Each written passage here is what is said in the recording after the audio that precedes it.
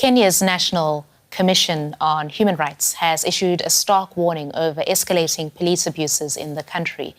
Rights groups say at least 118 civilians were reported killed by Kenyan police in 2023 alone.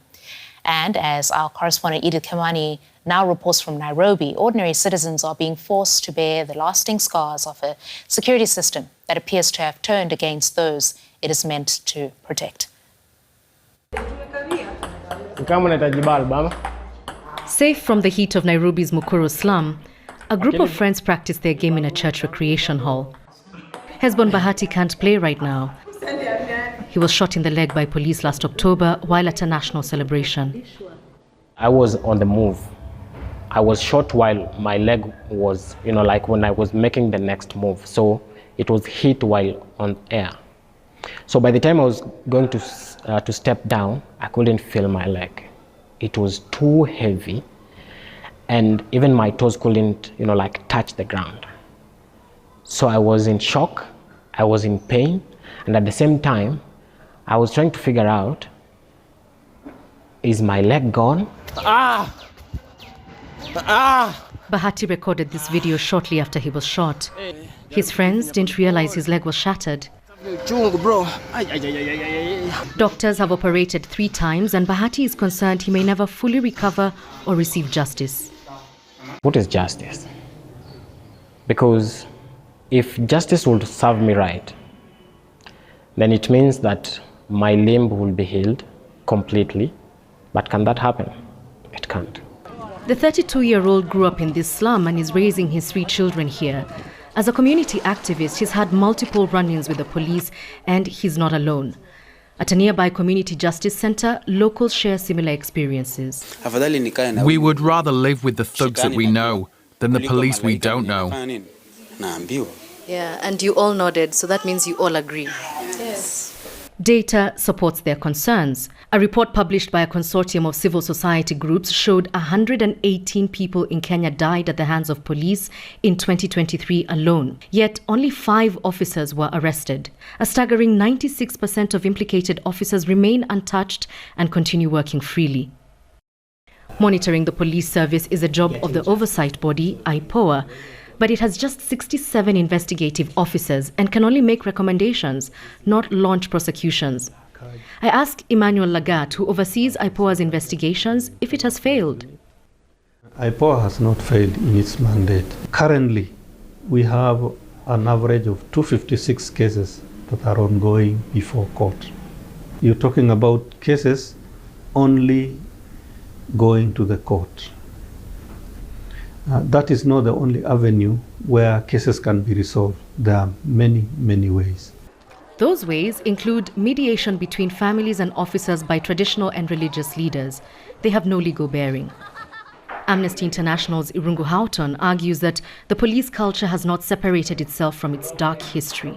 The police service was established to protect the rights and the entitlements of white settlers against a black population that were, the rightful owners of Kenya. And I think as the years have gone on, the struggle for a just and a human rights-based police service has not really been able to move beyond those people who have privilege and power and those that don't. What is happening in this nation? Activists and community members continue to push for accountability. They hold regular vigils in memory of those killed by the police, trying to keep the issue in the public eye. In Mukuru, the group prepares for a tournament in March. Bahati hopes he'll be well enough to play. When I ask him about his future, he says he wants a better Kenya, that this would make his injury worthwhile. And for more on this, I'm joined by Wanjera Wanjiru. She's a human rights activist in Kenya, and she's had a personal experience with police brutality. Her elder brother was killed while in the custody of police. So welcome to DW News Africa. It's good to have you on the program. As I was just saying, your big brother, Damison, was killed by police in 2007, and his death is actually part of the reason you're engaged in activism today. Could you tell us a little bit about what happened to your brother? Yes, and thank you so much for having me.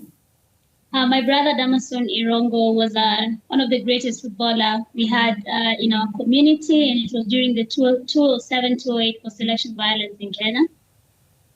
And I think he was running away from police. There was a lot of tension in Kenya. I cannot say exactly what happened, but when we got his body in the mortuary, he had been shot from the head, and it came out because it was quite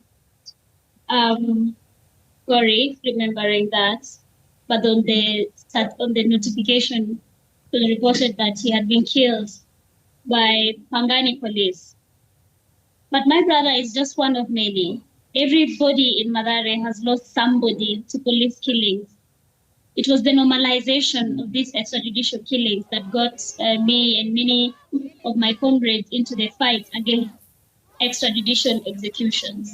It was too much. Right. It had to be challenged. It had to be resisted. It has to end. And is it your experience from working on the ground that poor people tend to be more vulnerable to police brutality? You've written in the past that police were criminalizing the poor, although at that time you were referencing a specific police unit or station. But can that sentiment be generalized? Yes, of course, it can be generalized. There's a lot of criminalization, systemic criminalization of poor people, of the youth, especially in poor neighborhoods, because there are no opportunities to escape poverty. So there's that normalization of that youths are engaged in criminal activities. So you criminalize them as a homogeneous group, that youths are criminals, and they end up being arrested with no cause really. They end up being killed with no cause.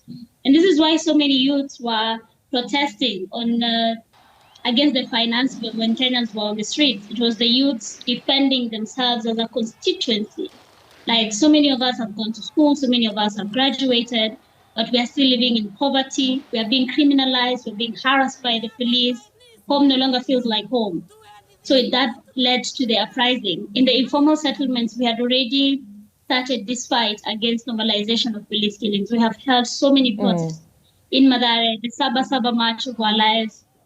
If you look beyond this, before this protest, the social justice movement had held very many protests against the normalization of extrajudicial execution. You're making the point about normalization, but another sort of common thread in this story is police impunity. How would you like to see this being addressed by the government? I think police impunity could be addressed by ensuring that the rule of law is upheld, that truth and justice is a reality for the many victims of police excesses in Kenya.